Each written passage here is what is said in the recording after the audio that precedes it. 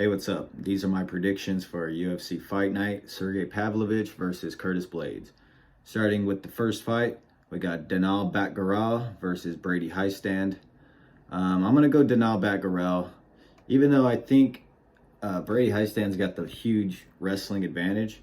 I think Danal Batgarel, with his power and his pressure, is going to be able to get through. The only thing is, since he pressures so much, it's very possible that he just walks himself into takedowns. But I think even if he stays on the back foot, not on the back foot, sorry. If he stays back, stays patient, and just tries to get Brady to overcommit to things, he can catch him with a counter. And that's what I'm going to trust, because Brady Heistand's a really good wrestler, great heart. He never gives up, but he gets hurt. He's been hurt twice. He's been hurt bad in his last two fights. Ricky Turcios, that was just a war where he took a lot of damage. And against his last opponent, who he out-grappled and basically beat up for the whole fight, but he got dropped hard in the first round. Did he get dropped again? I don't remember. But yeah, I'm going to go Danal Batgarel, because I just think the power is gonna find a home. I think with his pressure and his timing and his feints and his commitment to his strikes, I think he can catch Brady doing something, getting himself out of position and getting caught. So yeah, I'm going to go Danal Batgarel. I'm going to go by TKO. Next fight up the card, we have Priscilla Cachoeira versus Karine Silva. It's tough, because Priscilla Cachoeira's got that power, which a lot of girls in that division don't have at all. And also, Karine Silva, she's very technical. She's got good fundamentals. She's got a good 1-2. She's got a good leg kick.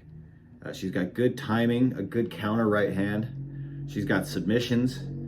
And she's also had fights in the past where she's been super aggressive. The thing with Priscilla Cachoeira is her name's Zombie Girl for a reason. She's tough. She's hard to finish. And she just walks at you with big power. The main way she gets finished is take her down and submit her. And I think Karine Silva can do that. I think she can outstrike Priscilla on the back foot, get Priscilla to overextend, shoot a takedown, and get her to the ground, and probably get her back and get a rear naked choke. But if Priscilla just catches her with an uppercut, because Karine Silva got hit with an uppercut in her last fight, she could go to sleep. But I'm going to trust the technician here, and I'm going to go Karine Silva. I'm going to go by second round submission. Okay, next fight up the card, we have William Gomes versus Francis Marshall. I like Francis Marshall. He kind of reminds me of Drew Dober. I don't know if he just looks like him. But he plants, and he comes at you, and he methodically pressures you, and he throws big power, and he looks like he loves fighting. And he looks like he's got a chin, because he walks straight into punches and just eats them. William Gomes is the opposite. He fights on the back foot. He utilizes kicks. Not afraid to go for a takedown. Will hold top position forever and not do anything. Yeah, he's got some great kicks on the outside. He's really athletic, super springy. And he could probably dance around Francis Marshall for the majority of this fight. But I'm trusting Francis Marshall to find the power shot, find that kill shot. Yeah, I like this kid. I think he's super good, and I think his power is going to be for real. But we'll see. We'll see. So, yeah, I'm going to go Francis Marshall. And I think if he doesn't TKO Gomes, he will find some big shots and get top position and ride out rounds like that. So I'm going to go Francis Marshall. I'm going to go by TKO. And now we got Muhammad Usman versus Junior Tafa. Now, I couldn't find any MMA fights of Junior Tafa. I could find his kickboxing fights. He looks like a good kickboxer. And he's who I'm leaning in this fight, because Muhammad Usman is a big, strong athlete, but he's not the most technical striker. I think that's fair to say. He was kind of getting outstruck in his last fight, but then he managed to land that, I think it was like a big check left hook. Didn't even look like he was looking, but the power on it put the dude out. Zach Puaga, I think, put him out cold. So you can't count him out, because it's heavyweight, and having that power is always something. But I'm gonna, man, this is so tough. I'm going to go Junior Tafa. I think he's going to come in with a good game plan. Coming from his kickboxing days, he's not going to get caught with anything crazy. But it's his UFC debut, so who knows? And maybe Muhammad Usman uses the clinch and bullies him around.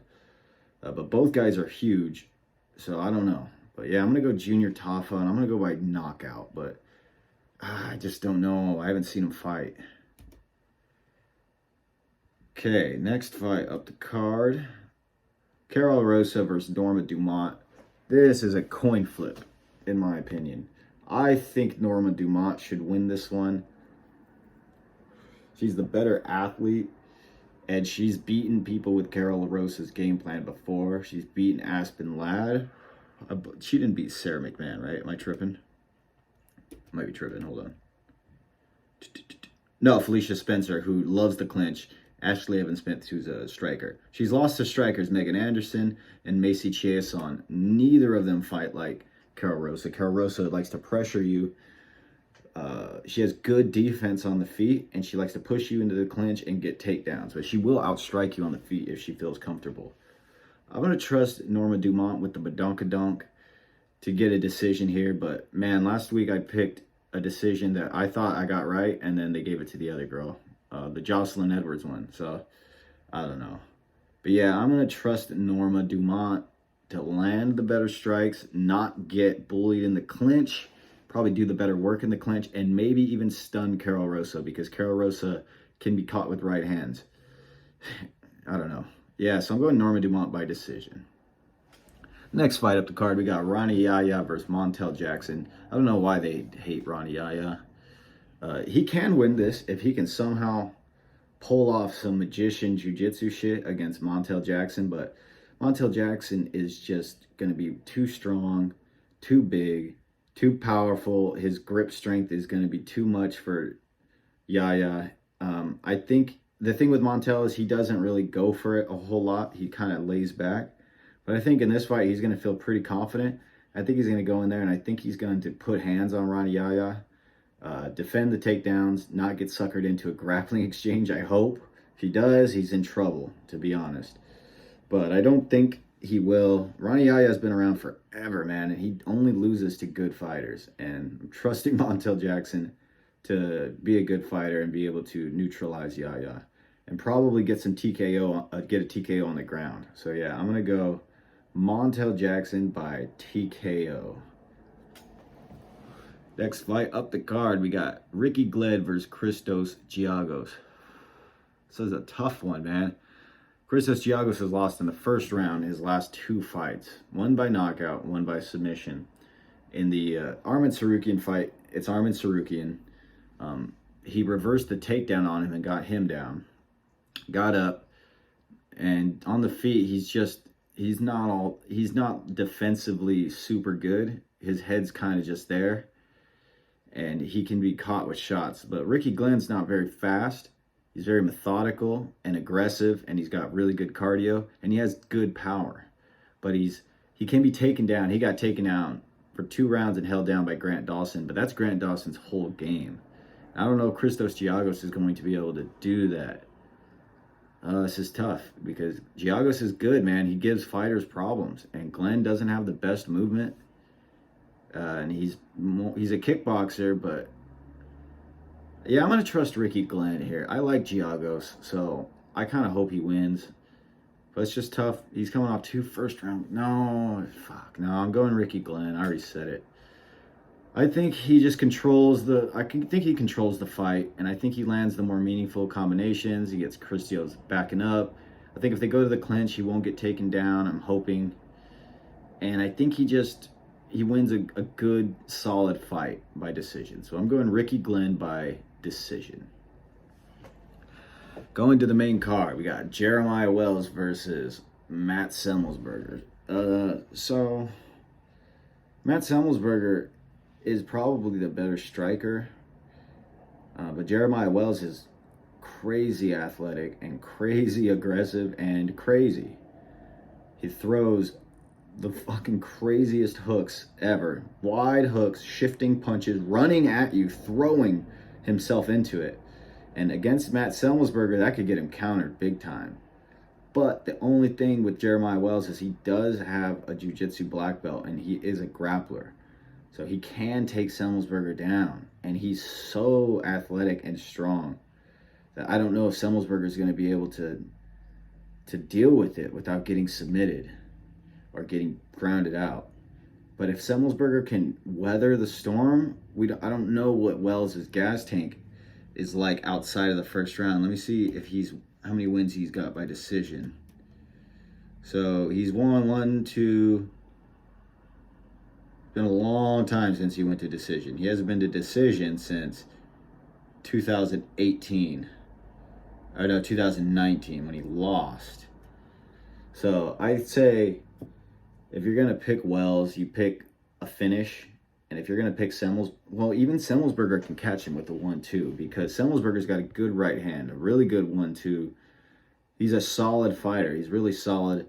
But he can be put in a defensive shell when he's going against a big power puncher. And I think Jeremiah Wells, just with the grappling and the power, but he's so technically sloppy. But I'm going to go Jeremiah Wells. I'm going to go by I'm going to go by first round submission. But don't bet this one on me because I like Semmelsberger. And sometimes when I like someone, I pick against them for some reason. So next fight, Jasmine Lucindo versus Brogan Walker. I'm going Jasmine Lucindo. I think she's a good striker. I think she's very well trained. She's a game, and she's not going to get out grappled by Brogan Walker, and she's also not going to grapple with Brogan Walker. So I see a good striking fight. And I'm going to have to go Jasmine Lucindo. I just think she's got a slight edge on the feet. Not a whole lot to say about this one. They're both kind of... it's tough with Brogan Walker because I've only seen her lose. And with Jasmine Lucindo, she lost as well, but at least she put up a good fight. And she's young. Yeah, I'm going Jasmine Lucindo. She's young.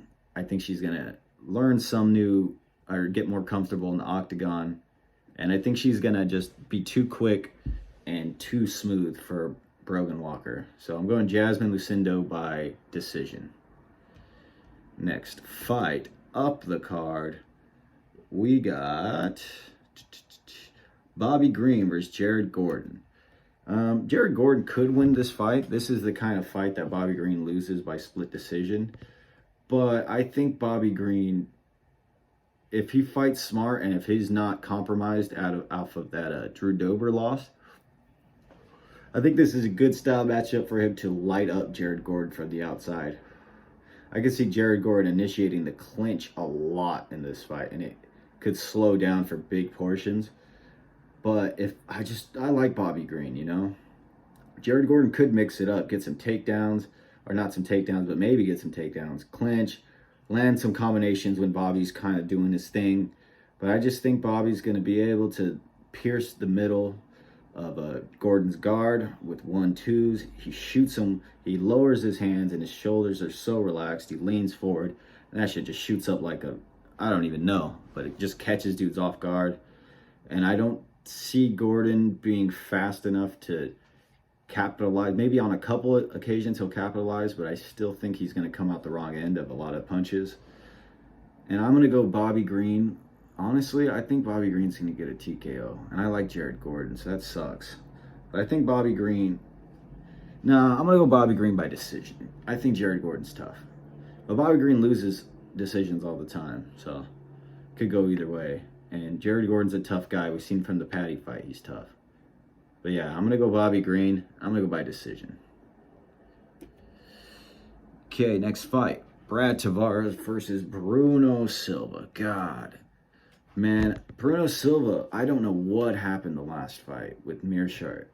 He looked like he'd never... I don't know if he was just shell-shocked from the Pereira fight, but he started the fight with Mearshart pretty confident, and then midway through the first round, towards the end, you just see there's something going on. I don't know what happened, but maybe just the big southpaw of Mearshart staying on the outside. That Mearshart looked way different that fight than he did against Pfeiffer, by the way. But yeah, Bruno Silva just didn't look good. He looked hesitant, and he looked like he was just winging shots out there, not really aiming. But against Brad Tavares, Brad's going to stand there, and Brad's going to just try to like block and be smooth, which he is. You know, he's a good striker. But Brad, again, he's like against Dricus du Plessis, he was having a good first round. He was catching du Plessis, but du Plessis just kept going, and Brad just couldn't keep up with him. And I see this fight being honestly either a technical kickboxing match, which what I mean by that is they're going to stand apart from each other and just trade combinations, not really committing too hard, or it's going to be a war. And this is the kind of fight that Brad Tavares should be able to win. I still like Bruno Silva. He's still a good fighter. I'm going to go Bruno Silva. I think his power is going to be enough to put Brad in a shell. And I think he's going to be able to win the clinch exchanges. And I just think he's going to land the better shots. But he did not look great against Meerschaert. No, you know what? I changed my mind. I'm going Brad Tavares, because Bruno Silva just looked like he had no idea once it got complicated. And I think Brad Tavares, he's a veteran. He knows what to do. And I think he can win this fight against Bruno Silva. I just switched it, though, so that means Bruno's going to win. So, yeah, I'm going Brad Tavares. I'm going to go by unanimous decision. But it's middleweight. I don't know. All right, co-main event. We got Song Yadong versus Ricky Simon. Now, the last fight card, I said I got way too smart, quote unquote, which is not a word I associate with myself too much. But I tried to like get all technical about why this guy would win, and he's stylistically and all this. But sometimes you got to just pick the dude that's probably going to win. This fight is super close, though. And I want to pick Simon because of the wrestling. But the thing with Simon is he is a sucker for a right hand. And Song Yadong has a really good right hand. And he's very fast. And he's very tough. And I don't know if Simon's going to be able to just control him on the ground. He was kind of out-grappled by Corey Sandhagen, but he never got held down. And he still landed shots on Sandhagen. He kept coming no matter what he was eating. Simon's got really good power. His boxing's gotten really good. His jab's gotten better. I can see him going in here and just jabbing up Song Yadong and maybe having a breakout performance, to be honest. But I'm going to go Song Yadong. I think he finds the right hand. See, I want to pick Simon, but I just have to trust Song Yadong. He's been in there with the higher competition, and he's looked good against them. And Simon, he just keeps getting hit with right hands in all of these fights. He doesn't get dropped. But, yeah, his boxing's gotten better. So I think he might have the boxing advantage, but I think Song can time him and catch him. So, yeah, I'm going Song Yadong by TKO. Main event, boys. Main event.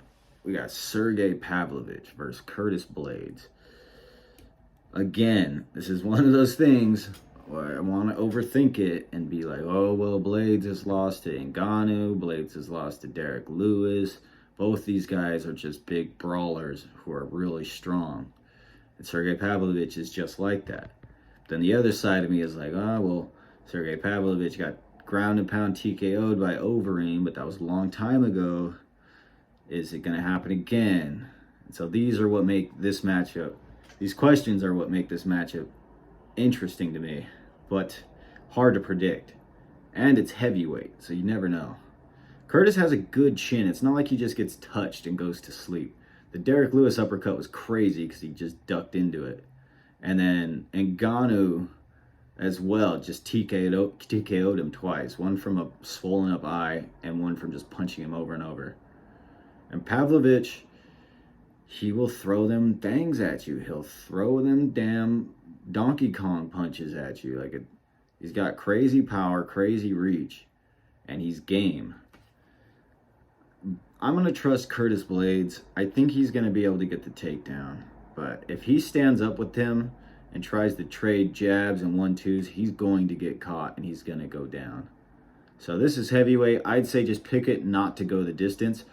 unless Curtis Blaydes just takes him down every single round like that Volkov fight and just mauls him for 5 rounds. So I'm going to go Curtis Blaydes. I'm going to go by second round TKO. But I'm 0-2 on main events, so don't base your opinions on this. But yeah, I just have to trust, I gotta trust the wrestling. I just keep doing it. So yeah, I think Curtis Blaydes is going to be able to survive any times he gets hurt, and is going to be able to ultimately just drag Pavlovich down regardless. So yeah, I'm gonna go Curtis Blaydes by second round TKO, but don't be surprised if it's either just a quick KO by Pavlovich or even a late KO by Pavlovich, because I think he can keep his power late. He's that kind of guy. Or maybe Curtis Blaydes just grinds him out for 5 rounds. But I'm going Curtis Blaydes, and yeah, that's who I'm picking. Tell me what you think. Comment down below. Who do you got? Do you pick the whole card? Do you just pick the main card, the prelims? What good plays do you have? Do you bet? Do you not? Yeah, I appreciate you guys for watching, and hopefully this card I do a little bit better. Anyway, take care.